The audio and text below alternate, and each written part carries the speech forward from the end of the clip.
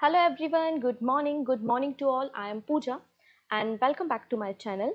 और आज हम फर्स्ट ऑफ मई के करंट अफेयर डिस्कस करेंगे। नया मंथ है, एकदम नए करंट अफेयर्स होंगे। साथ ही साथ लास्ट क्लास में 30 ऑफ अप्रैल को हमने जो भी सीखा था उसको भी वन लाइनर के फॉर्मेट में रिवाइज करेंगे। तो आज हमारा टॉपिक ऑफ डिस्कशन क्या क्या है। तो सबसे पहले तो हम देखेंगे कि फर्स्ट ऑफ मई को हम कौन कौन से इंपॉर्टेंट डेज सेलिब्रेट करते हैं। इंपॉर्टेंट डेज के बाद आज हमें कुछ इंपॉर्टेंट पर्सन के बारे में, हमारे नेशनल सिक्योरिटी एडवाइजरी बोर्ड के बारे में बात करनी है।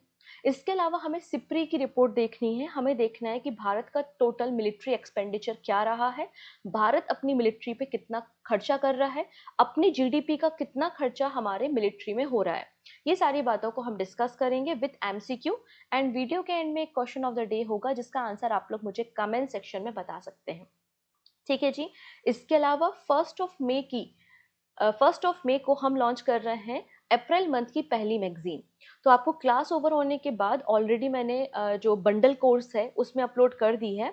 नॉर्मल पब्लिक के लिए भी इसको अपलोड कर दिया जाएगा आज। तो आज हम डिस्कस करने वाले हैं, आज हम लॉन्च करने वाले हैं अप्रैल मंथ की मैगजीन, जिसमें आपको टॉप 300 एमसीक्यू और पूरे मंथ के कंप्लीट वन लाइनर्स आपको देखने को मिलेंगे। तो आप इस मैगजीन को डाउनलोड कर सकते हैं पूजा जैन क्लासेस एप्लीकेशन से। क्लियर है। बंडल कोर्स जिन्होंने लेके रखा हुआ है ऑलरेडी अपलोड हो चुकी है, आप चेकआउट कर लीजिए। और नॉर्मल जो इंडिविजुअल पीडीएफ परचेस करते हैं उनके लिए थोड़ी देर में लॉन्च कर दी जाएगी, तो आप उसे डाउनलोड कर सकते हैं। ठीक है जी। सो स्टार्ट कर लेते हैं। सबसे पहले फर्स्ट ऑफ मई को हम कौन कौन से इंपॉर्टेंट डे सेलिब्रेट करते हैं। तो आज है लेबर डे। आज हम सेलिब्रेट करते हैं मजदूर दिवस। हमारे देश में जितने भी, हमारे देश में ही नहीं, इनफैक्ट पूरे वर्ल्ड में जो लेबर क्लास है, लेबर क्लास का जो कंट्रीब्यूशन है उसे याद रखने के लिए फर्स्ट ऑफ मई को इंटरनेशनल लेबर डे मनाया जाता है। इसको हम मजदूर दिवस के नाम से जानते हैं, इसे हम कामगार दिवस के नाम से जानते हैं, इसे हम मे डे के नाम से भी जानते हैं। तो इंटरनेशनल वर्कर्स डे हम मना रहे हैं। कब मना रहे हैं? आज फर्स्ट ऑफ मई को। भारत में पहली बार वर्कर्स डे को हमने सेलिब्रेट किया था 1923 में चेन्नई में। ठीक है, बाय द लेबर किसान पार्टी। इसे हम कामगार दिवस या फिर कामगार दिन के रूप में भी जानते हैं। अब फर्स्ट ऑफ मई को क्या हुआ था? फर्स्ट ऑफ मई को भाषा के आधार पर दो राज्यों का फॉर्मेशन हुआ था, गुजरात और महाराष्ट्र। तो आज गुजरात और महाराष्ट्र का स्टेटहुड डे भी हम सेलिब्रेट कर रहे हैं। ठीक है, उसे भी हम देखेंगे। लेकिन अब करंट अफेयर्स और स्टैटिक तो एकदम घरेलू, मतलब बहुत ज्यादा नजदीक का रिश्ता आपको देखने को मिलता है, घरेलू रिश्ता आपको देखने को मिलता है। जहां से करंट अफेयर्स आते हैं वहीं से पीछे पीछे पीछे पीछे स्टैटिक भी आ जाते हैं। तो यहाँ पर कुछ कॉन्स्टिट्यूशनल प्रोविजन है जो हमारे लेबर से संबंधित है, हमारे मजदूर वर्ग से संबंधित है। अगर हम किसी कंपनी में काम करते हैं तो हमारे पास भी कुछ फंडामेंटल राइट्स हैं, वो हमारे कॉन्स्टिट्यूशन में मेंशन है। जैसे कि आर्टिकल 19 सब क्लॉज 1C। जैसे कि कोई भी कंपनी होती है या कोई भी संस्था होती है, तो उसका अपना एक यूनियन होता है। तो यहाँ पे सिटीजन्स को परमिशन है कि वो एक एसोसिएशन या फिर यूनियन का फॉर्मेशन कर सकते हैं। ठीक है। आर्टिकल 21 हमारी प्रोटेक्शन ऑफ लाइफ के बारे में बात करता है। जैसे कि माइनिंग एरियाज में जो लोग काम करते हैं तो कई बार माइंस कोलैप्स हो जाती हैं और हमारे मजदूरों की जान चली जाती है। तो प्रोटेक्शन ऑफ लाइफ, जीने का अधिकार सभी का अधिकार है और फंडामेंटल राइट आर्टिकल नंबर 21 में मेंशन है। आर्टिकल नंबर 23 कहता है किसी भी व्यक्ति के साथ आप जोर जबरदस्ती करके उसके साथ काम नहीं करवा सकते। मतलब फोर्स लेबर को यहाँ पे प्रोहिबिट किया गया है, मना किया गया है। आर्टिकल नंबर 24 कहता है कि कोई भी बच्चा जिसकी उम्र 14 साल से कम है तो आप चाइल्ड लेबर नहीं करवाओगे, उससे ऐसा कोई भी नहीं काम करवाओगे जो उसकी जान को खतरा हो। Article number 39 sub clause A, इसमें बोला है इक्वल राइट्स के बारे में। हर एक व्यक्ति को इक्वल राइट्स है और अपने अकॉर्डिंगली, अपनी क्षमता के अनुसार आप अपनी लाइवलीहुड को सिलेक्ट कर सकते हो। आप चाहते हो कि मैं एक पान की दुकान लगाऊं, लगा लो। आप चाहते हो मैं कपड़े की दुकान खोलूं, कर लो। आप चाहते हो कि मैं मजदूरी करूं, आप कर लो। मतलब सभी को अपनी क्षमता के अकॉर्डिंगली लाइवलीहुड, मतलब जॉब करने का, व्यवसाय करने का अधिकार भारत में दिया गया है। ठीक है जी। आर्टिकल नंबर 41 में right to work and education की बात की है और आर्टिकल नंबर 43 कहता है कि आप जिस एनवायरनमेंट में काम कर रहे हैं, जहां पर भी किसी भी कंपनी में काम कर रहे हैं, तो डिसेंट वर्किंग एनवायरनमेंट हो और आपको प्रॉपर जो वेजेस हैं वो प्रॉपरली टाइमली आपको मिले। तो इस तरीके से कुछ हमारे आर्टिकल्स हैं जो कि प्रोविजन करते हैं हमारे लेबर के लिए। तो इन आर्टिकल्स को भी आप याद रख सकते हैं। नाउ 1 मई को हम गुजरात डे मनाते हैं। 1 मई 1960 को गुजरात राज्य का फॉर्मेशन हुआ था और गुजरात 15th नंबर का स्टेट था भारत का, 15वें नंबर का राज्य गुजरात को बनाया गया था।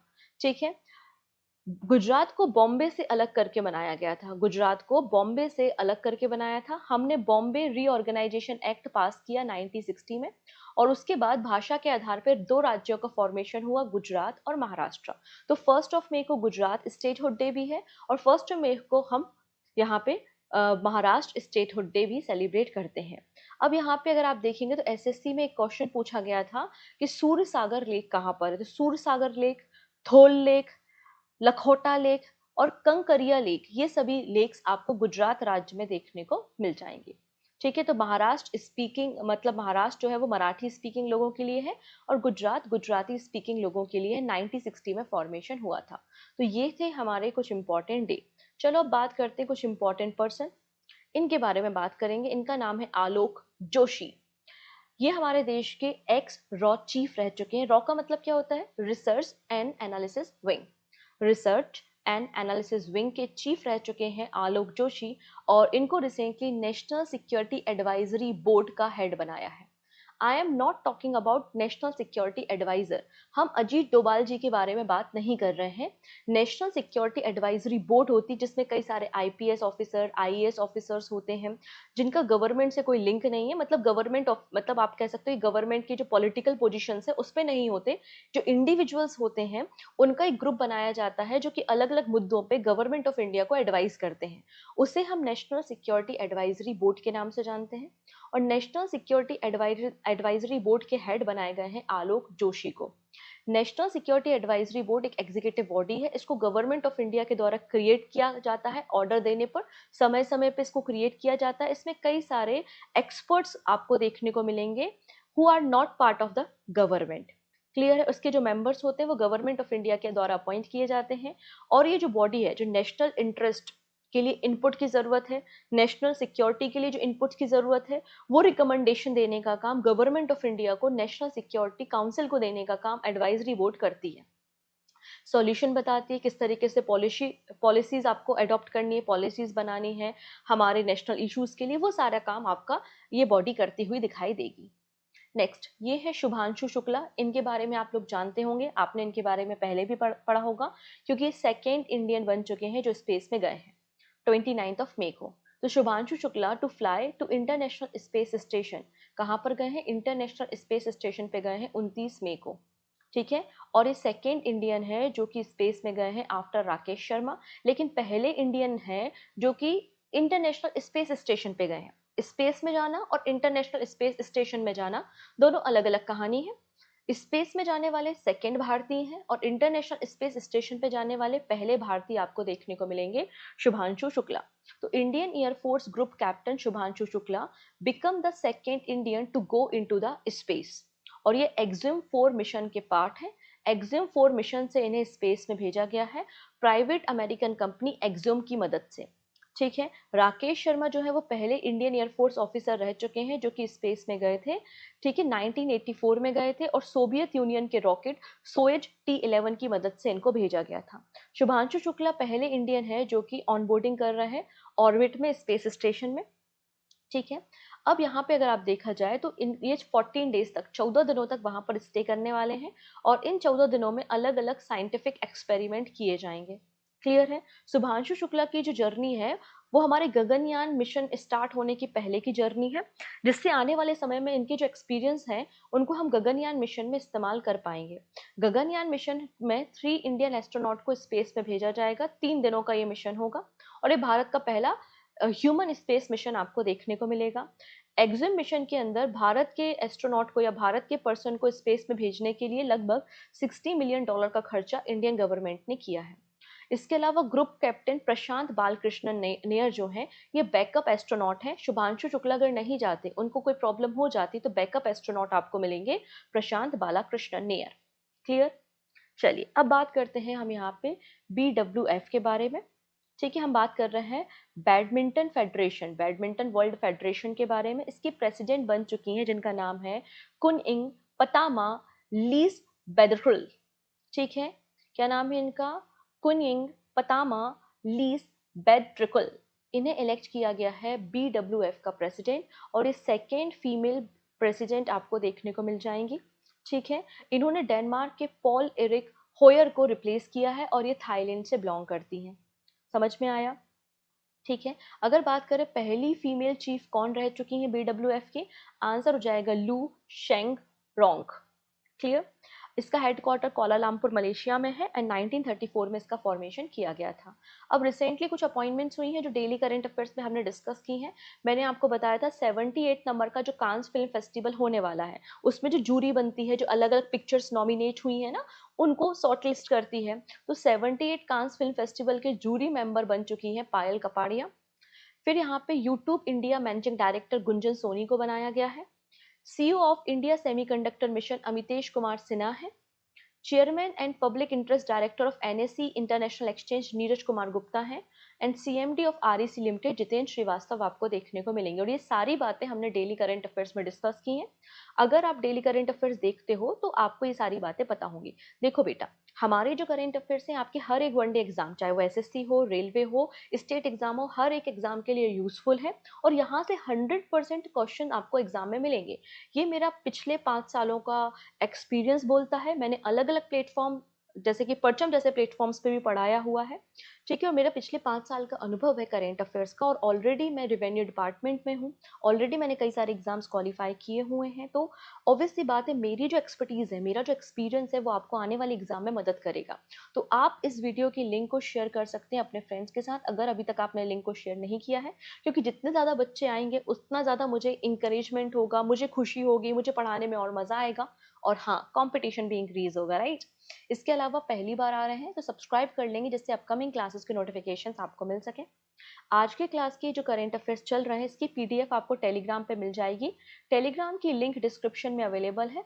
इसके अलावा अगर आप लोगों ने पूजा जैन क्लासेस एप्लीकेशन को डाउनलोड किया है प्ले स्टोर से, तो जो फ्री नोट्स वाले सेगमेंट्स होते हैं ना, फ्री नोट्स में भी आपको डेली करंट अफेयर्स की PDF मिल जाती है। ना बात करेंगे इंडसन बैंक के CEO जिनका नाम है सुमंत कथपालिया। इन्होंने रेजिग्नेशन दे दिया है, इस्तीफा दे दिया है। सुमंत कथपालिया को 2000 यहाँ पे सुमंत कथपालिया को 2020 में CEO बनाया गया था इंडसन बैंक का। इन्होंने बेसिकली रिस्पॉन्सिबिलिटी ली है, जो सीवियर अकाउंटिंग डिस्क्रिपेंसी हुई है बैंक के डेरिवेटिव पोर्टफोलियो में, लगभग 2000 करोड़ रुपए का यहाँ पे लॉस हुआ है, और इसकी रिस्पॉन्सिबिलिटी किसने ली है? सुमंत कथपालिया ने ली है और रेजिग्नेशन दिया है। नेक्स्ट है, इस कहानी को हम पहले भी डिस्कस कर चुके हैं। प्रेसिडेंट ऑफ इंडिया ने जस्टिस VR गवई को 52 नंबर का CJI chief justice of India appoint किया है। इनकी जो ओथ सेरेमनी होगी वो 14 मई को आपको देखने को मिलेगी। तो 52 नंबर के chief justice of India justice VR Gavai है, और ये सेकेंड पर्सन है जो कि शेड्यूल कास्ट से बिलोंग करते हैं, जिन्हें हमारे देश का CJI बनाया गया है। अगर आपसे पूछा जाए कि पहले पर्सन कौन थे जो कि शेड्यूल कास्ट से बिलोंग करते थे, जिनको हमने अपने देश का CJI बनाया था, उनका नाम है जस्टिस KG बालाकृष्णन।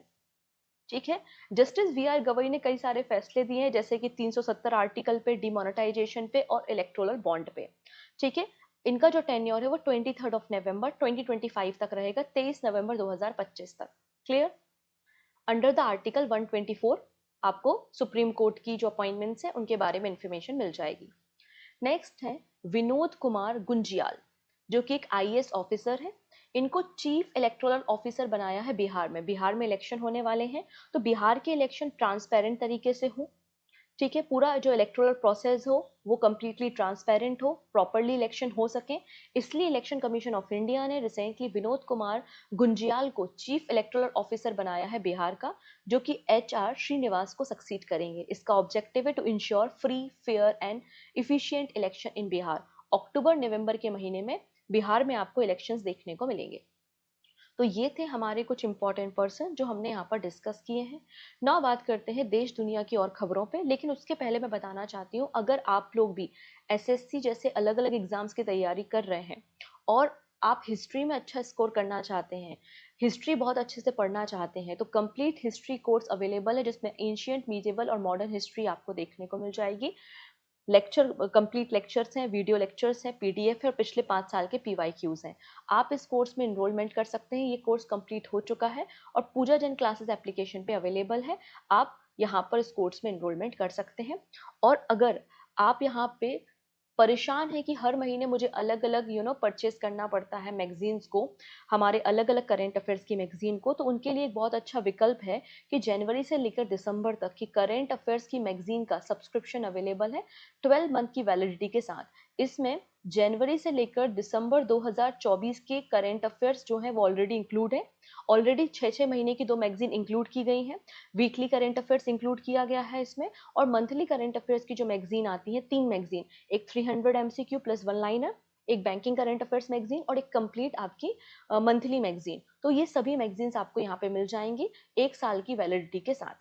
तो आप इस कोर्स में भी इनरोलमेंट कर सकते हैं। मोर इन्फॉर्मेशन के लिए आप विजिट करेंगे पूजा जैन क्लासेस एप्लीकेशन को। ठीक, next, MP first state to launch AI based real time forest alert system. अब यहाँ पे लगातार इंक्रोचमेंट हो रहा है, जंगलों की कटाई की जा रही है, जंगलों की भूमि पर अधिग्रहण किया जा रहा है, इंक्रोचमेंट किया जा रहा है।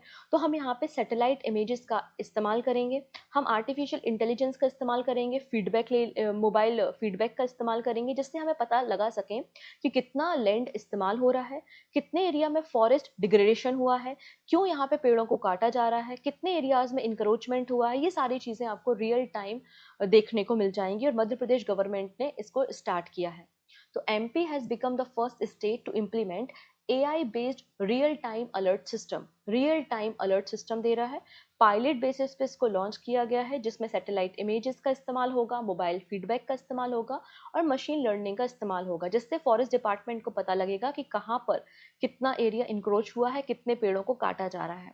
अभी इसे पायलट बेसिस पे 5 सेंसिटिव फॉरेस्ट डिवीजन में लॉन्च किया जाएगा, गुना, शिवपुरी, विदिशा, बुरहानपुर और खंडवा, और उसके बाद उसको एंटायर मध्य प्रदेश में इंप्लीमेंट किया जाएगा। ठीक, next, centre notify rule for radar based speed measurement device. अब देखो, आप लोग जब हाईवे, नेशनल हाईवे या एक्सप्रेस वे पे जाते हैं तो आपको लिमिट दिखाई देती है कि यहाँ पे लिमिट 80 km/h की है या लिमिट 100 km/h की है। और आजकल तो कितने सारे कैमरास भी इंस्टॉल किए गए हैं आपकी ओवर स्पीडिंग को लिमिट करने के लिए, क्योंकि अगर आप ओवर स्पीडिंग करेंगे तो आपको पेनाल्टी लगेगी, होता है ऐसा। तो यहाँ पे लगातार जो ओवर स्पीडिंग की प्रॉब्लम है उसको यहाँ पे केटर करने के लिए, रोड सेफ्टी के लिए radar based speed measurement device को लॉन्च करने की तैयारी में है गवर्नमेंट, और 1 जुलाई से ये इफेक्ट में आ जाएगा। To enhance road safety in speed enforcement, Indian government has notified new rule for radar based speed measuring device under the legal metrology rules, और ये 1 जुलाई 2025 से इफेक्ट में आएगा। मतलब यहाँ पे अलग अलग कंपनीज को सफिशिएंट टाइम है कि आप यहाँ पे इन्फोर्समेंट एजेंसीज की मदद से कंप्लायंस को प्रिपेयर कर सकते हो कि कितना फाइन होगा, कितनी स्पीड होनी चाहिए, किस तरीके से ये जो स्पीड मेजरमेंट डिवाइसेज हैं, रेडार डिवाइसेज हैं, इनको कहाँ पर इंस्टॉल किया जाएगा। मतलब सारी कंप्लायंस को आपको तैयार करने के लिए 1 जुलाई 2025 तक का समय है। Centre issue guideline for bio resource centre under the NMNF। अब यहाँ पे क्या बोला है देखो, ministry of agriculture and farmer welfare ने national mission on natural farming, national mission on natural farming अभी 2024 का ही मिशन है। तो national mission on natural farming के अंदर ministry of agriculture and farmer welfare setup कर रहा है बायो इनपुट रिसोर्स सेंटर, और इसके लिए गाइडलाइंस इशू की हैं। अब ये बायो इनपुट रिसोर्स सेंटर्स हैं क्या? तो बेसिकली क्लस्टर है, क्लस्टर लेवल एंटरप्राइजेस हैं। हमारे फार्मर्स को अगर लोकली प्रिपेयर्ड नेचुरल फार्मिंग के लिए नेचुरल फर्टिलाइजर्स की ज़रूरत है, बायो पेस्टिसाइड्स की रिक्वायरमेंट है, ऑर्गेनिक फार्मुलेशन की रिक्वायरमेंट है, तो इन बायो इनपुट रिसोर्स सेंटर पे अवेलेबल होगा। ये नॉलेज हब की तरह काम करेंगे, जो फार्मर्स को गाइड करने का काम और फार्मर्स को ट्रेनिंग प्रोवाइड करने का काम करेंगे, डिफरेंट डिफरेंट जो फार्मिंग प्रैक्टिसेस होती हैं। इसमें इजीली आपको good quality of bio input available होगा फार्मर्स के लिए। ये फार्मर्स को टेक्निकल नॉलेज प्रोवाइड करेगा कि किस तरीके से आपको नेचुरल फार्मिंग करनी है, नेचुरल फार्मिंग को इन्हांस करने का काम करेगा। इसके अंदर हम यहाँ पे 10,000 बायो रिसोर्स सेंटर तैयार करेंगे क्लस्टर लेवल पे, और यहाँ पे 1 लाख रुपए का असिस्टेंट भी सेंटर गवर्नमेंट प्रोवाइड करेगी, 2 अलग अलग ट्रंचेस में 50-50 हजार के। क्लियर है? National mission on natural farming की शुरुआत 25 नवंबर को हुई थी, 25 नवंबर 2024। क्लियर? चलिए next, RBI initiative to use Prabha portal from the 1 May to all stakeholders. अब यहाँ पे आज 1 मई है और 1 मई से आरबीआई ने कहा है कि जितने भी आपके शेड्यूल कमर्शियल बैंक हैं, पब्लिक सेक्टर बैंक्स हैं, मतलब जितने भी फाइनेंशियल इंस्टीट्यूट्स हैं हमारे देश में, उन सभी लोगों को 1 मई से प्रभा पोर्टल यूज करना है। और प्रभा पोर्टल को लेने के लिए, उसके लाइसेंस के लिए आपको 1 मई से एप्लीकेशन फॉर्म आप भर सकते हैं। तो reserve bank of India has issued a mandate requiring all bank, financial institute and regulatory entity to compulsory submit application। compulsory बोला है, देखो compulsory word इस्तेमाल किया है कि submit करो application for license, authorization and approval through the Prabha portal from the 1 May। ये जो पोर्टल है ये सिक्योर है, वेब बेस्ड डिजिटल पोर्टल है जो कि आरबीआई ने तैयार किया है, जिससे आपकी सारी प्रोसेस डिजिटल तरीके से एक सिंगल प्लेटफॉर्म पे हो सके। ऑब्जेक्टिव है to provide a single window platform to applying for various RBI initiatives, permission, licence and approval to simplify and digital regulatory communication. ये प्रभा पोर्टल का पर्पस है। प्रभा पोर्टल को 28 मई 2024 को लॉन्च किया था। और प्रभा का मतलब है platform for regulatory application, validation and authorisation. ये क्वेश्चन आपको 7 स्टार क्वेश्चन है, आपके आने वाले बैंकिंग एग्जाम्स में 100% प्रभा का फुल फॉर्म आएगा। क्लियर? इसका पर्पस है, यहाँ पर आपको जो भी डाउट्स होते हैं तो यूज़र मैनुअल्स हैं, आपके प्रॉब्लम को सॉल्व करने के लिए वीडियोस यहाँ पे अवेलेबल हैं। ठीक है, एप्लीकेशन आप ट्रैक कर सकते हैं। जब से लॉन्च हुआ है तब तक 4000 एप्लीकेशन ऑलरेडी यहाँ पर प्रोसीड की जा चुकी हैं। इससे क्या होगा, मैनुअल जो सबमिशन होता है वो रिड्यूस होगा, ट्रांसपेरेंसी आएगी और स्पीड अप होगा आपका जो अप्रूवल प्रोसीजर होता है। नेक्स्ट बात करते हैं हम भारत अर्थ मूवर लिमिटेड मतलब बीईएमएल के बारे में। BEML hand over India's largest indigenous electric rope shawl to Coal India। आप लोगों ने इस तरीके से देखो, यहाँ पे मैं अच्छे से देखो, इस तरीके से आप लोगों ने डिवाइस देखा होगा जिसमें रोप का इस्तेमाल किया है। प्रोडक्ट को उठाने के लिए इस तरीके से हम रोप शॉल का इस्तेमाल करते हैं। और जनरली ये फ्यूल से, जो आपके फॉसिल फ्यूल्स होते हैं उनसे ऑपरेट होता है। लेकिन पहला इलेक्ट्रिक ये टूल तैयार किया है भारत अर्थ मूवर लिमिटेड ने। एक्चुअली भारत अर्थ मूवर लिमिटेड एक पब्लिक सेक्टर अंडरटेकिंग कंपनी है जो हमारे अलग अलग सेक्टर, चाहे वो डिफेंस सेक्टर है, पावर सेक्टर है, रेल सेक्टर या माइनिंग सेक्टर है, उनके लिए इक्विपमेंट डिजाइन करने का काम करती है। तो यहाँ पर बीईएमएल ने इंडिया का पहला largest indigenously develop electric rope shovel, जिसका नाम है VRS-21, दिया है। किसको दिया है? नॉर्थ ईस्टर्न कोलफील्ड लिमिटेड, जो कि सब्सिडरी है कोल इंडिया की। बीईएमएल के जो चेयरमैन हैं उनका नाम है शांतनु रॉय। ये इसका वेट 720 टन आपको देखने को मिल जाएगा और इक्यूब है 21 क्यूबिक मीटर बॉटम डंप से। क्लियर है इतनी चीजें? इससे 189 tonne carbon dioxide emission per year reduce होगी पर मशीन। ना बात करते हैं बोन कलेक्टर। ये आपको जो दिखाई दे रहा है ये एक कैटरपिलर है। क्या है ये? कैटरपिलर। और ये कैटरपिलर क्या करता है, जो अलग अलग छोटे छोटे से इंसेक्ट्स होते हैं, आंट्स होती हैं, उनका शिकार करता है और उनसे अपना स्केलेटन बनाने का काम करता है, इसलिए इसको बोन कलेक्टर कहा जाता है। तो एक नया कार्निवोरस कैटरपिलर की प्रजाति डिस्कवर की गई है जिसका निक नेम है बोन कलेक्टर। इसे आइडेंटिफाई किया है, इसे डिस्कवर किया है हवाई आइलैंड में। हवाई आइलैंड जो कि पैसिफिक ओशियन में अमेरिका का एक आइलैंड है जिसकी कैपिटल आपको होनोलुलु देखने को मिलेगी। हवाई आइलैंड में एक जगह है जिसका नाम है ओहाहू। यहाँ पर अनयूजुअल बिहेवियर के कारण यहाँ पर एक नया कैटरपिलर मिला है जिसका नाम है बोन कलेक्टर। ये क्या करता है? ये कार्निवोरस है और अपनी एक प्रोटेक्टिव केस बनाता है अपनी बॉडी के ऊपर। और ये अलग अलग जो प्रे होते हैं, मतलब जो शिकार होते हैं जैसे कि आंट्स वगैरह हैं, उनकी बॉडी का इस्तेमाल करके अपनी बॉडी को प्रोटेक्ट करने का काम करता है, इसलिए इसे बोन कलेक्टर कहा जाता है। तो बोन कलेक्टर क्या है? एक कार्निवोरस स्पीसीज है कैटरपिलर की। ठीक है। Next, US special 301 report 2025 and India retain in priority watch list. अब ये क्या कहानी है देखो।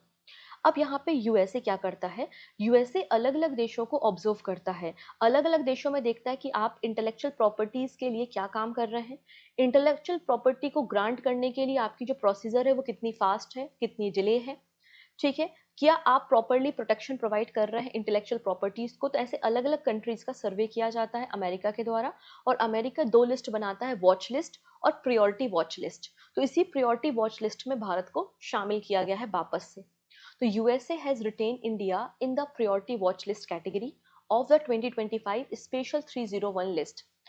क्यों किया है? Failure to provide adequate and efficient protection and enforcement of intellectual property rights on American goods and service, क्योंकि भारत सक्सेसफुल नहीं रह पाया according to the America, Bharat ने प्रॉपरली प्रोटेक्शन प्रोवाइड नहीं किया इंटेलेक्चुअल प्रॉपर्टीज को।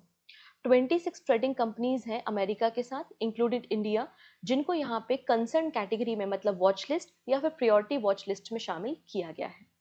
अगर हम इस रिपोर्ट के बारे में बात करें, the office of USA trade representative under the trade act 1974, यहाँ पर एनुअली इस लिस्ट को पब्लिश किया जाता है, तैयार किया जाता है, ठीक है, जिसमें USA on the status of protection of intellectual property rights on American goods provide करने का काम करती है। ठीक है जी, इतनी चीजें क्लियर है। इसमें अगर आप देखेंगे भारत को कंसर्न कैटेगरी में मतलब यहाँ पे भारत को प्रायोरिटी लिस्ट में शामिल यहाँ पर किया गया है।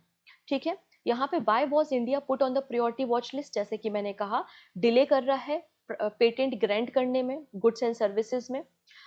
यहाँ पे अगर बात करें तो इसके कंप्लाइंस सही नहीं है, फीडबैक सही नहीं है, प्रोसीजर काफ़ी ज़्यादा स्लो है, हाई कस्टम ड्यूटीज़ लगा रहा है भारत आईपीस पे, और वीक इन्फोर्समेंट आपको देखने को मिलेगा, इसलिए भारत को प्रायोरिटी लिस्ट में शामिल किया गया है। ठीक है, प्रायोरिटी वॉच लिस्ट में China, India, Indonesia, Mexico, Argentina है। वहीं अगर बात करें वॉच लिस्ट में ये सारी कंट्रीज आपको देखने को मिल जाएंगी। क्लियर है? नेक्स्ट, प्रधानमंत्री मोदी रिसेंटली इन्होंने कैबिनेट कमेटी और इकोनॉमिक अफेयर्स की मीटिंग को चेयर किया था, और शुगर केन मतलब हमारा जो गन्ना होता है, शुगर केन के लिए एफआरपी का मतलब होता है fair and remunerative price, FRP define की है 355 रुपए पर क्विंटल। क्लियर हुआ? तो cabinet committee on economic affairs की मीटिंग हो रही थी, जिसको चेयर प्राइम मिनिस्टर मोदी कर रहे थे, और यहाँ पे शुगर केन के लिए एफआरपी डिसाइड की गई है, और शुगर केन की जो एफआरपी है वो 355 रुपए पर क्विंटल आपको देखने को मिल जाएगी। शुगर केन का जो सीजन होता है वो अक्टूबर से सितंबर के बीच में होता है। अब जैसे कि शुगर केन है, गन्ना है, गन्ने से क्या बनाया जाता है, शुगर बनाई जाती है, शुगर केन से शुगर निकाली जाती है, तो रिकवरी रेट क्या है उसके अकॉर्डिंगली आपकी एफआरपी है। अगर रिकवरी रेट 10.25% से ज्यादा है तो आपकी एफआरपी 355 रुपए पर क्विंटल देखने को मिलेगी, जो कि प्रीवियस सीजन से 4.41% ज्यादा है। अगर आपका रिकवरी रेट 9.5 से कम है तो आपको इस केस में एफआरपी जो है वो 329 रुपए पर क्विंटल दी जाएगी। अगर यहाँ पे जो आपका एवरेज डिसाइड किया है, जैसे कि एवरेज है 10.25%, यहाँ से अगर 0.1% भी रिकवरी रेट ज़्यादा होता है तो एक्स्ट्रा प्रीमियम 3.46 रुपये पर क्विंटल भी एक्स्ट्रा फार्मर को प्रोवाइड किया जाएगा। क्लियर है? अब यहाँ पे शुगर केन के प्रोडक्शन के बारे में बात करते हैं, तो फूड एंड एग्रीकल्चर ऑर्गेनाइजेशन के अकॉर्डिंगली सबसे बड़ा जो प्रोड्यूसर है शुगर केन का वो ब्राजील है। ब्राजील के बाद सेकेंड नंबर पे इंडिया आता है। इंडिया का जो शुगर केन प्रोडक्शन है वो वर्ल्ड का 22.9% आपको देखने को मिल जाएगा। तो India was the second largest producer of sugar cane after the Brazil. Brazil जो है वो सबसे ज्यादा रॉ शुगर को एक्सपोर्ट करता है, और इंडिया रिफाइंड शुगर को एक्सपोर्ट करने का काम करता है। उत्तर प्रदेश लार्जेस्ट प्रोड्यूसर है शुगर केन का, और सेकेंड नंबर पे महाराष्ट्र आपको देखने को मिलेगा। नाउ बात करेंगे सिप्री रिपोर्ट के बारे में। सिप्री का मतलब होता है Stockholm International Peace Research Institute. इन्होंने 2024 की अपनी trends in world military expenditure report publish की है। तो अगर आपसे क्वेश्चन आता है कि trends in world military expenditure report किसकी है, आंसर हो जाएगा सिप्री। सिप्री का फुल फॉर्म एग्जाम में पूछा गया है, वापस से पूछा जा सकता है, Stockholm International Peace Research institute.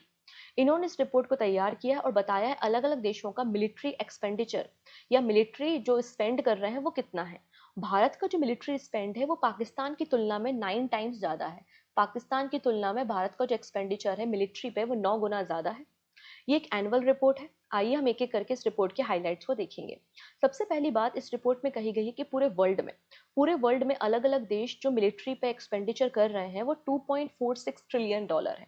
$2.46 trillion सभी देश मिलकर अपनी मिलिट्री पे खर्चा करते हैं, जो कि पूरे वर्ल्ड के जीडीपी का 2.5% आपको देखने को मिलेगा।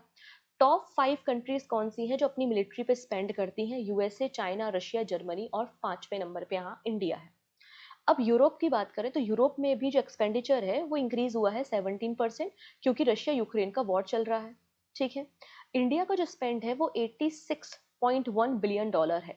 इंडिया अपनी मिलिट्री पर $86.1 बिलियन स्पेंड करता है, जो इंडिया की जीडीपी का 2.3% आपको मिलेगा। चाइना का भी जो मिलिट्री एक्सपेंडिचर है वो 7% इंक्रीज होकर $314 बिलियन है, और एशिया कॉन्टिनेंट में सबसे ज्यादा जो मिलिट्री में स्पेंड करता है वो चाइना है। वर्ल्ड में यूएसए है लेकिन एशिया में चाइना है। क्लियर? इतनी चीज़ें क्लियर हो चुकी हैं, ऐसा मैं मान के चल रही हूँ। स्टिल कोई डाउट रह जाता है, भाई करंट अफेयर्स है, नहीं समझ में आया कुछ, टेलीग्राम में पूछ लो, कमेंट सेक्शन में पूछ लो, मैं बिल्कुल जल्दी से जल्दी कोशिश करूँगी कि आपके प्रश्नों का उत्तर कर सकूँ। चलिए, फर्दर डिस्कशन हम करेंगे, लेकिन उसके पहले 30 अप्रैल मतलब लास्ट क्लास में हमने क्या-क्या सीखा था? तो 30 अप्रैल को आयुष्मान भारत दिवस था। आयुष्मान भारत को हमने 2018 में लॉन्च किया। फिर हम लोगों ने परशुराम भगवान की जयंती भी सेलिब्रेट की थी। वैभव सूर्यवंशी यंगेस्ट पर्सन बन चुके हैं जिन्होंने आईपीएल में सेंचुरी लगाई है। कमला प्रसाद यूएनसी की लीडर बन चुकी हैं, त्रिदाद एंड टोबैगो में इलेक्शंस हुए थे। लीजेंडरी फिल्म मेकर जिनका रिलेशन मलयालम इंडस्ट्री से था, जिनका नाम है साजी एंड करुण, इनका निधन हो चुका है, इन्हें पद्मश्री भी मिला था। फिर पद्म अवार्ड 2025 डिस्ट्रीब्यूट किए गए हैं, टोटल 139 पद्म अवार्ड डिस्ट्रीब्यूट किए गए हैं, जिसमें 7 पद्म विभूषण है, 19 पद्म भूषण और 113 पद्मश्री अवार्ड मिल जाएंगे। इंडिया ने 5th मरीन सेंसस को लॉन्च किया है और इस बार जो मरीन सेंसस है वो मोबाइल एप्लीकेशन के जरिए होगी और इस मोबाइल एप्लीकेशन का नाम व्यास एनएवी आपको देखने को मिल जाएगा, व्यास नेविगेटर ऐप। फिर अमितेश कुमार को सीईओ बनाया है इंडिया सेमीकंडक्टर मिशन का, वहीं Gunjan Soni managing director YouTube की बन गई है इंडिया में। मार्क कार्ने जो है लिबरल पार्टी से और कनाडा के 4th टर्म के लिए प्राइम मिनिस्टर बने हैं। इंडिया और नेपाल ने एग्रीमेंट साइन किया है क्रॉस बॉर्डर पावर ट्रांसमिशन के लिए। मनोहर लाल खट्टर अभी नेपाल गए थे और उन्होंने अरुण 3 हाइड्रो प्रोजेक्ट को भी विजिट किया। अरुण 3 जो हाइड्रो प्रोजेक्ट है वो अरुण नदी पर है और भारत के असिस्टेंट से तैयार हो रहा है। गवर्नमेंट ऑफ इंडिया ने ज्ञान पोस्ट की शुरुआत की है, जिससे आप गुड क्वालिटी ऑफ मटेरियल्स को, बुक्स को, एजुकेशनल मटेरियल्स को इजीली पोस्ट कर सकते हैं। सर्वम एआई को सिलेक्ट किया गया है और ये इंडिया का पहला लार्ज लैंग्वेज मॉडल तैयार करेगा, just like a chat GPT. Bihar को 2 गिनीज वर्ल्ड रिकॉर्ड मिले हैं। इन्होंने सबसे बड़ी मधुबनी पेंटिंग बनाई है और सबसे बड़ी बुद्धिस्ट मॉन्क की जो कॉन्फ्रेंस हुई थी वो भी बिहार में हुई थी। एंड साइनी दास आपको देखने को मिलेंगी, पहली महिला है जिन्होंने नॉर्थ चैनल को क्रॉस किया है स्विम करके। ठीक, चलो अब कुछ क्वेश्चंस देखेंगे। पहला क्वेश्चन है, वो कौन सी कंपनी है जिसने एमओयू साइन किया है नेपाल के साथ क्रॉस बॉर्डर ट्रांसमिशन के लिए? तो मैंने सिखाया था power grid corporation of India limited. Which AI startup has been selected by the government of India under the India AI mission to build India's first sovereign large language model? Answer क्या हो जाएगा? Sarvam AI, option number B.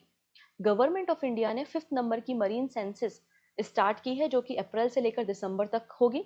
इसमें digital data को collection किया जाएगा mobile application का इस्तेमाल करके। इस मोबाइल एप्लीकेशन का नाम क्या है? व्यास नेविगेटर ऐप है, option number D. Which Indian state has become the first to implement AI-based real-time alert system for forest management? Answer हो जाएगा Madhya Pradesh, option number B बिल्कुल करेक्ट है। And this is your question of the day. Supreme court के जज justice Bhushan Ramakrishnan Gavai, जिनको we are Gavai कहा जाता है, ये हमारे देश के नेक्स्ट सीजेआई हैं।